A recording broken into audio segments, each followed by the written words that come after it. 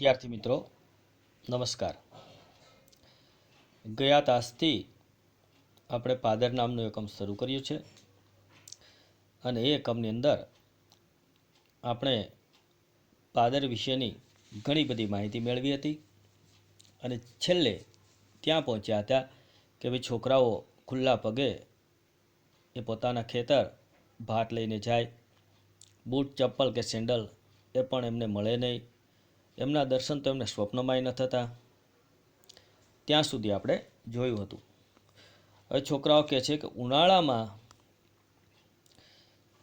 ખેતરે જવાનું ન હોય તો અમને આનંદ થાય, ગરમલાય વાયરા વાતા હોય, લૂ ફૂંકાતી હોય અને તોય અમારે ખેતર જવું પડે।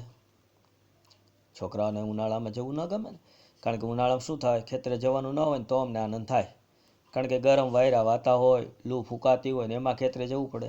તોય અમે છાંયડામાં ગોંદરે રમતા હોઈએ, કોઈ બપોર કે તડકો ન જુએ, રમવું રમવું ને રમવું એ જ અમારો મુદ્રાલેખ। છોકરાઓ કહે છે આમાં અમને ખેતરે જવું ન ગમે પણ રમવું ગમે। માનો કે ખેતરે જવાનું હોય ને તો અમને એમ થાય કે આ ક્યાં અમારે ખેતરે જવાનું થયું, એનો આનંદ ન થાય, પણ ખેતરે જવાને બદલે અમે લોકો ગામના ગોંદરે હોઈએ અને ગામના ગોંદરે વૃક્ષોની છાંયડી અને છાંયડીમાં અમે બપોરે રમતા હોઈએ। અને જો રમતા હોઈએ ને તો પછી કોઈ છોકરાને બપોરે ન દેખાય, તડકોય ન દેખાય, બસ રમવું રમવું ને રમવું એ જ અમારો મુદ્રાલેખ। અહીંયા છોકરાઓ છે એને મન એ રમત એટલો આનંદ આપનારી વસ્તુ હતી કે છોકરાઓ એમ કહે છે કે રમવા સમયે અમે બધું ભૂલી જતા અને અમારો આદર્શ માત્ર એ જ બની જતો કે રમવું। મુદ્રાલેખ એટલે આદર્શ। હવે આગળ જોઈએ, સાચા અર્થમાં ગોંદરું તો ગરમ ઝરતી બપોરનું જ, ખરા અર્થમાં જોયા જઈએ ને તો ગોંદરાની મજા ક્યારે હોય, તો ગરમ ઝરતી બપોરે।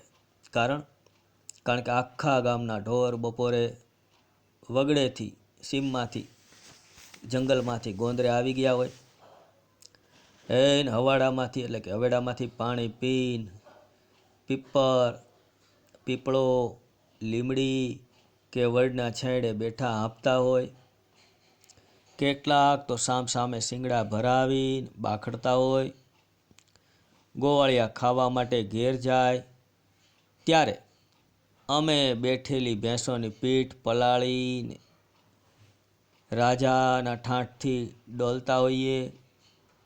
ભેંસની સવારી કરવી એ પણ એક લહાવો છે। જો કોઈ ભેંસ આળવિતરી હોય તો જખમાં દઈને ઊભી થઈ મારવા દોડે, કોઈ શિંગડા હલાવે તો કોઈ પૂંછડું વીંજે, પણ અમે તો વગડાના વનેર જેવા। બપોરે તો ગોંદરે અમે ગોવાળિયા ગોકુળ ગામના આખું ગોંદરું માથે કરીએ, ફરીએ અને પરસેવાથી નાહીએ। લેખક હવે ગામના ગોંદરાના બપોરની વાત કરે છે કે બપોરે કેવી મજા આવે। ગામના બધા ઢોર એ જંગલમાંથી, સીમમાંથી પોતાનો ચારો ચરી અને ગામમાં પાછા આવે હવેડે પાણી પીવા, એટલે ગોંદરે બધા ઢોર પાણી પી અને પછી હાંફતા હાંફતા બેઠા હોય, કોંક વળી સામે ઝઘડતા હોય, શિંગડા ભરાવતા હોય, બાખડતા હોય। એવા સમયે ગોવાળિયા પોતાના ઘેર જમવા જાય ખાવા માટે। એ જમવા ગયા હોય ત્યારે અમે શું કરીએ છોકરાઓ, તો કે ભેંસો હોય ને એ ભેંસોની પીઠ પલાળીએ, એની પીઠ ઉપર પાણી નાખીએ વેડામાંથી, અને પછી ભેંસની ઉપર પીઠ ઉપર એ કોઈ રાજા હાથી ઉપર બેઠો હોય સવારી કરે એમ અમે રાજા જેવા ઠાઠથી એ ભેંસ ઉપર બેસીને ડોલતા હોય। ભેંસની સવારી કરવી એ પણ એક મજા છે, એક લાવો છે। એમાંય કોઈક ભેંસ જો પાછી આળવિતરી હોય ને, આળવિતરી એટલે તોફાની, તો એ અમને પછાડે અને પડ્યા પછી પાછી મારવા દોડે, કોક વળી શિંગડા હડાવે, કોક પૂંછડું મારે, અને અમે કેવા પાછા વગડાના વનેર જેવા એટલે જંગલી, અમે પાછા વગડાની અંદર રહેતા જંગલી જેવા, એટલે કે અમને એની કોઈ બીક ન હોય એમ। અને બપોરે તો ગોંદરે અમે ગોવાળિયા ગોકુળ ગામના એમ ભગવાન કૃષ્ણએ જેવી લીલા કરી હતી એવી લીલાઓ ગોકુળ ગામના અંદર કૃષ્ણએ લીલા કરી હતી એવી લીલા અમે અહીં બધા કરતા. આખું ગોંદરું માથે કર્યો. માથે કરવું એટલે ગોંદરામાં ઉત્સાહ ચડાવીએ એમ, અને પાછા પરસેવેથી રેપઝેપ. એટલી બધી મજા કરીએ કે જાણે પરસેવે રેપઝેપ થઈ જઈએ. હવે ઉનાળાની અજવાળી રાત હોય, અમે આખો દિવસ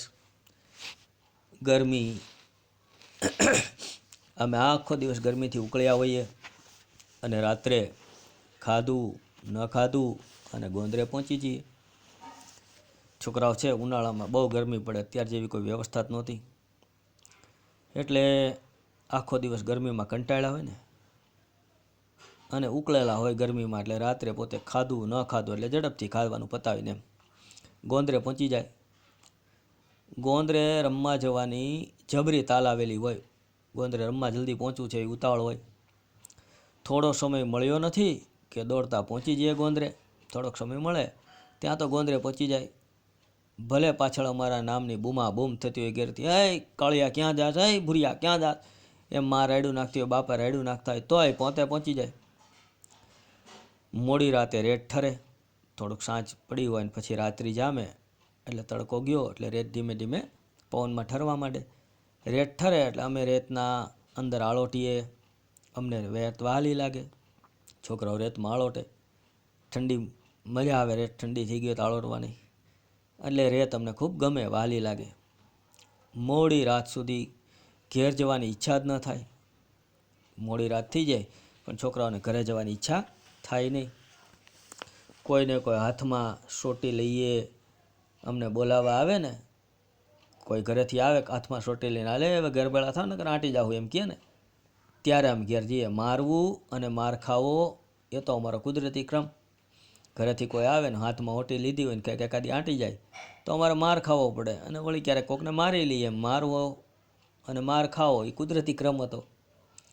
ક્યારેક તો ઠંડી રેતમાં ઘસઘટાશ ઊંઘી ગયા હોય. છોકરાઓ છે એને ઠંડીમાં મજા આવી જાય. એક તો તડકો ખાધો હોય, ગરમી હોય, એમાંય વાતાવરણ ઠંડુ મળે તો રેતીમાં છોકરા સૂઈ જાય, ઊંઘી જાય ઘસઘસાટ. અને પછી જો આવું થઈ ગયું હોય તો અમારું આવી જ બને. સૂઈ ગયા હોય પછી સમજી લે આવી બન્યું. ચાંદનીમાં ચળકતી રેતને માણવાનો પણ એક આનંદ હોય છે.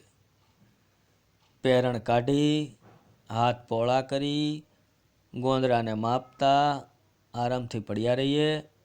ગોંદરું તો અમારે એર કન્ડિશન. મારા માથામાં હજી પણ ગોંદરાની રેત ભરાયેલી છે. લેખક કહે છે કે એમાંય જો ચાંદની ચળકતી હોય એટલે પૂનમ જેવો સમય હોય નજીક, ચંદ્ર પૂર્ણ કળાએ ખીલો હોય, અને એમાં અમે ગોંદરે પહોંચી ગયા હોય, અને પછી ગોંદરે રેતની મજા માણવાની તો કંઈક અનોખી જ હોય. પોતે પહેલેલો શર્ટ, ટી શર્ટ, બુશકોટ એ કાઢી નાખે, પછી હાથ પોળા કરીને રેતમાં પીડા હોય, અને એને આરામથી બે હાથ પોળા કરી જાણે કે ગોંદરાને માપી નહીં રહે એમ પીડા હોય. અને અમને તો એમ લાગે આ ગોંદરું અમારે એર કન્ડિશનો, એવી મજા આવે. અને પછી હજી હું વિચાર કરું તો મને એમ લાગે કે મારા માથામાં આ ગોંદરાની આ પાદરની રેત ભરાયેલી છે. આમ ટૂંકમાં એક આનંદ, એક મજા એ ગોંદરાની બાળકોને આવતી. પાનખરમાં તો ખરેલા પાંદડાથી આખું ગોંદરું ભરાઈ જાય. પાનખર ઋતુ હોય તો તમે જાણો બધા પાન ખરી પડે એટલે પાંદડાઓથી આખું ગોંદરું ભરાઈ જાય. એના ઉપર ચાલવાની પણ એક મજા આવે.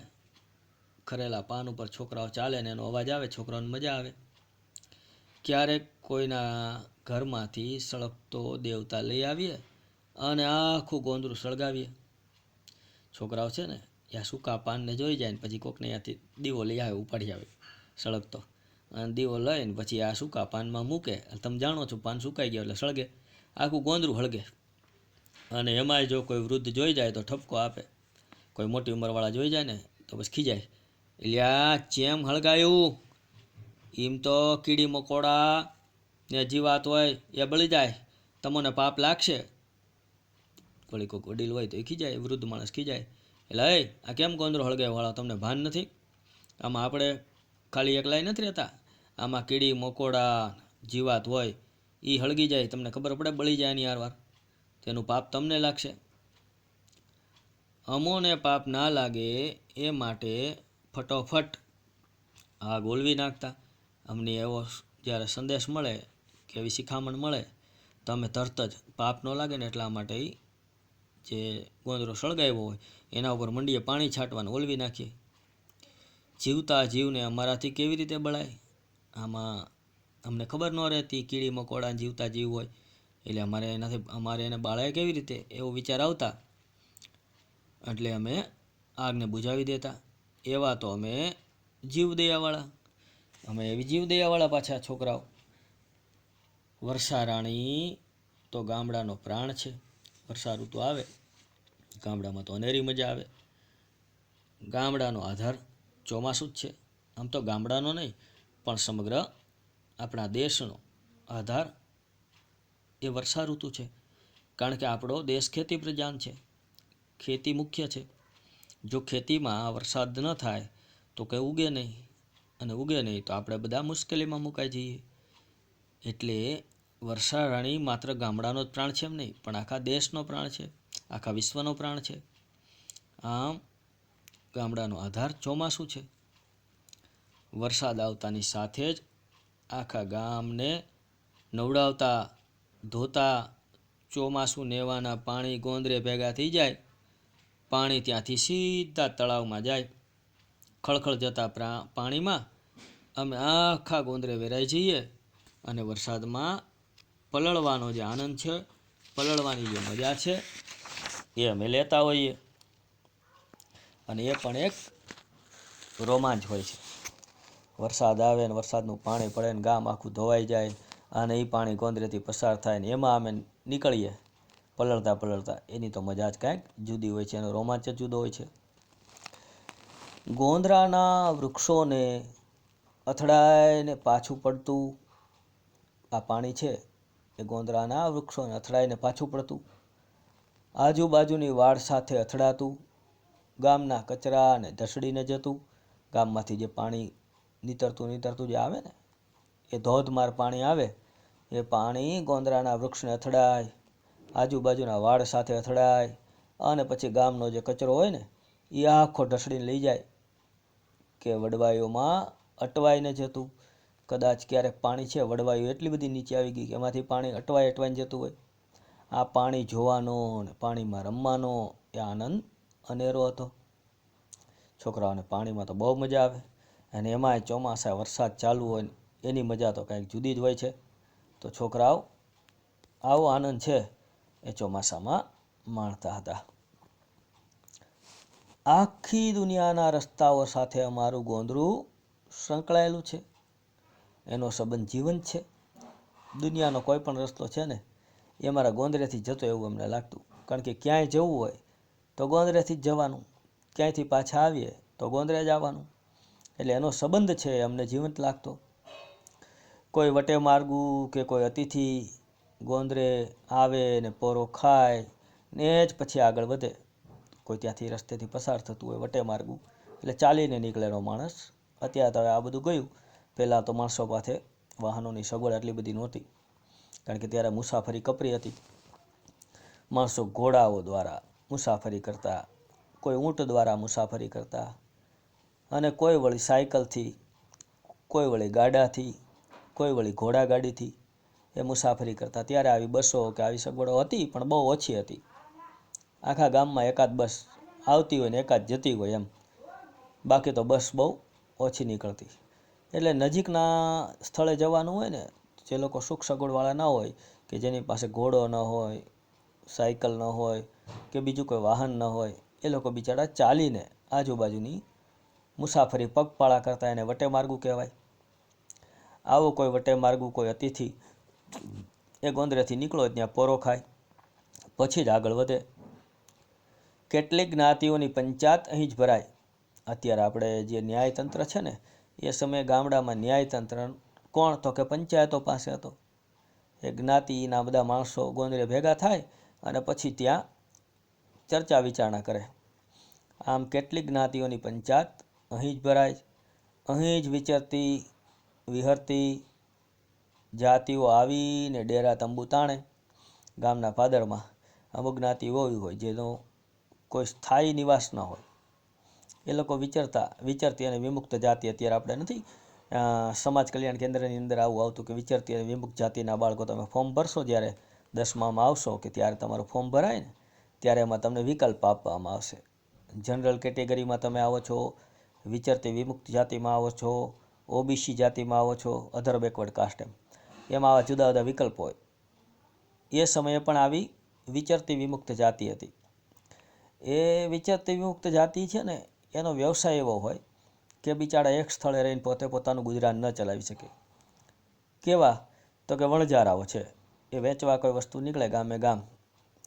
પછી પેલા માલધારીઓ છે, એ સમયે એક ગામની અંદર સીમમાં ઢોરને ચરાવે, પછી ત્યાંથી પાછા અનાજ કે ખાવાનું ઢોરને પૂરું થઈ જાય એટલે બીજા ગામ જાય. એ ઉપરાંત અત્યારે જે વાસણો તમે ઘરે વાપરો છો ને, એવા વાસણો નહોતા, સ્ટીલના તાંબા પિત્તળના વાસણો હતા. તો એ વાસણોને કલઈ કરવાવાળાઓ બહારથી આવે, એ વિચરતી વિમુક્ત જાતિઓ કહેવાય. એ ઉપરાંત આવા મેં તમને કીધું કે પેલા ભવાયાઓ આવે. આ બધા એવા માણસો હતા કે જેમણે પોતાનું જીવન કોઈ એક સ્થળે નિવાસ કરીને રહેવાનું નહોતું. જ્યાં એને આજીવિકા મળતી ત્યાં તે જતા રહેતા, ફરતા રહેતા. આમ આવી જાતિના લોકો આવે એ ડેરા તંબુ તાણે. ડેરા એટલે પેલા આપણે ત્યાં તમે જુઓ છો ને કે હમણાં કચ્છની અંદર આપણે મોદી સાહેબ ઘણા વર્ષોથી જો કે આયોજન કરે છે, ત્યાં લોકો નિવાસ કરે એના માટે ટેન્ટ બાંધે. એ ટેન્ટને આપણે સાદી ભાષામાં અથવા આપણે તળપદી ભાષામાં આપણે એને ડેરા તંબુ કહેવાય. તો ટેન્ટ બાંધે અને ટેન્ટમાં પોતે રહે અને પોતાના નાના મોટા ધંધા કરીને પેટ ગુજારો કરે. આવા લોકો આવે ને એ પોતે નાનો મોટો ધંધો કરે. કોઈ કલાઈના વાસણો કરી દે, કોઈ લોઢાને ટીપીને એમાંથી કોઈ સાધનો ઓજારો બનાવી દે, કોઈ પતરાની પેટીઓ બનાવી દે. આવા નાના મોટા કામ કરી અને પોતે એમાંથી 2 પૈસા કમાય અને પોતાનું ગુજરાન ચલાવે. અને પછી પાછા ઉચાળો ઉપાડીને બીજે જાય. એક ગામમાંથી કેટલું કામ મળે, જેટલું કામ મળે 2-4 દિવસનું એટલું કરે, ફરી પાછા પોતાના ડેરા તંબુ છે એ ભેગા કરે ને બીજા ગામ ઉપડે, ત્યાં પાછા જઈને આવી જ રીતે ડેરા તંબુ બાંધે ને પોતાનો ધંધો કરે. ગામ, કૂવો અને મંદિર પણ ગોંદરે જ હોય. ગોંદરાની એક મોટી વિશેષતા શું તો કે ગામનો કૂવોય ગોંદરે હોય, ગામનું મંદિર પણ ગોંદરે હોય. એટલે બધાએ પાણી ભરવા ગોંદરે આવવાનું અને દર્શન કરવા પણ મંદિરે જ આવવાનું. એટલે ગોંદરાનું મહત્ત્વ એ ખૂબ ઊંચું હતું, વિશેષ હતું. આવા ગોંદરે લેખકને ખૂબ મજા આવતી. આ ગોંદરે ધીંગાણા મંડાય છે, લાકડીઓ, ધારિયા અને તલવારો ઉછળ્યા છે. આ ગોંદરે માત્ર આવી મજા જ કરી છે એવું નહીં, ક્યારેક આ ગોંદરે યુદ્ધો પણ થયા છે. એમ ધીંગાણા મંડાવા એટલે યુદ્ધો થયા છે. એ લાકડીઓ, ધારિયાઓ અને તલવારો ઉલાળ્યા છે અને ઢોલે ધબૂક્યા છે અને સરકારી લફરાઈ થયા છે. ક્યારેક કોઈ ગામ વચ્ચે ઝઘડો થયો હોય તો એમાં ધીંગાણા મંડાય, લાકડીઓ, ધારિયા, તલવારો લઈને બધા આવી જાય, હામાં ઝઘડી પડે અને ઢોલ ધબક્યા છે. કોઈકનો સારો પ્રસંગ હોય તો ત્યાં એ ઢોલ ધબૂકે. પછી ક્યારેક કોઈ ધીંગાણા ખેલાડા હોય તોય ઢોલ ધબૂકે. સરકારી લફરા હોય થયા હોય, કારણ કે કોકે કાંઈ ગુનો કર્યો હોય, પોલીસ આવીને ઊભી રહે, કોઈ મામલતદાર આવીને ઊભા રહે, કોઈ ટીડીઓ આવીને ઊભા રહે, કોઈ ગ્રામ પંચાયતના મંત્રી આવીને ઊભા રહે. આવા સરકારી લફરાઈ થયા હોય. પેઢીઓની પેઢીઓ ગોંદરેથી પસાર થઈ ગઈ છે. આ ગોંદરો લેખક કહે છે ખાલી મારા માટે જ નહીં, પણ અમારી પેઢી દર પેઢી એટલે દાદા ને પરદાદા એવા અનેક પેઢીઓની પેઢીઓ આ ગોંદરેથી પસાર થઈ ગઈ છે. ગોંદરે ઘણી તડકી છાંયડી જોઈ છે. આ ગોંદરાએ ઘણા સુખ દુઃખ વેઠા છે. ગોંદરાએ વેઠા મતલબ ગોંદરે લોકોએ સુખ અને દુઃખ બેય જોયા છે. ગોંદરું ગામની જાહો જલાલી અને એની ચડતી પડતીનું સાક્ષી છે. ગોંદરું છે ગામનું પાદર છે, એ ગામની જાહો જલાલીનું સાક્ષી છે. એટલું જ નહીં, ગામની ચડતી અને ગામની પડતી બંનેનું સાક્ષી આ ગોંદરું છે. એની રેતીના કણકણમાં ઇતિહાસનું એક પાનું લખાયું છે કે લપાયું છે. એની રેતમાં એટલો બધો સમય પસાર થઈ ગયો છે કે જાણે કે ઇતિહાસ બની ગયો છે. ઇતિહાસનું એક પાનું આ ગોંદરાની રેતમાં લખાયું હોય કે લપાયું હોય, છુપાયું હોય એવું લેખકને લાગે છે. કારણ કે બધી જ બાબતનો સાક્ષી, બધી જ ઘટનાઓનું સાક્ષી એ આ ગોંદરું છે. મારા કોમળ કોમળ પગલાંને સાચવતું, નાના હોઈએ ત્યારે બાળકને પગલીની છાપ કોમળ હોય. આ ગોંદરું આજે મારામાં ધીમે ધીમે ઉગી રહ્યું છે. લેખક કહે છે આજે મને બાળપણના સ્મરણો થઈ આવે છે. ત્યારે લેખકે પોતાના સ્મરણો વર્ણવ્યા છે બાળપણના. ત્યારે એમને લાગે છે કે આજે ગોંદરું મારામાં ધીમે ધીમે ઉગી રહ્યું છે. ઉગી રહ્યું એટલે વૃક્ષ નથી કે ઉગી રહ્યું, પણ વિચારોમાં એ ભમી રહ્યું છે, યાદ આવી રહ્યું છે. ત્યારે હું રોમાંચિત બની જાઉં છું. પૂંઠ વાળીને પાછળ જોઉં છું, એટલે પાછું ફરીને જોઉં છું તો મારા ગોંદરાને કાળોતરો ડોંખી ગયો છે. હું જ્યારે પાછળ ફરીને જોઉં તો મને એમ લાગે કે મારું ગોંદરું છે અને કાળોતરો ડંખી ગયો છે. કાળોતરો ડંખી જવો એટલે સાપ એક પ્રકારનો આવે છે, નાક કરડી ગયો છે, એટલે કે હવે મારું ગોંદરું મૃતપાય થઈ ગયું છે. એમ પહેલાં જેવી હવે ગોંદરે મજા દેખાતી નથી.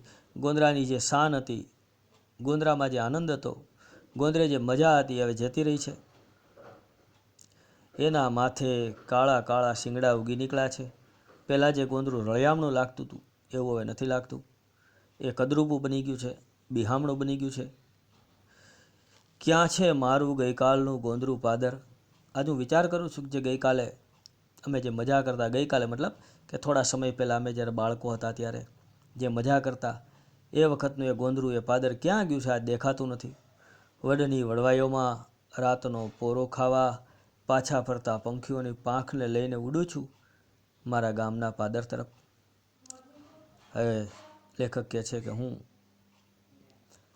વડવાઈઓમાં જે રાતે પોરો ખાતો, એવો પોરો ખાતા પક્ષીઓ આજે એ પાછા ફરતા હોય છે. એની સાથે હું ઉડીને જાણે કે મારા ગામના પાદર તરફ પાછો ફરતો હોઉં છું. એવું આજે વિચારોથી હું ચડ્યો છું ત્યારે મને લાગે છે.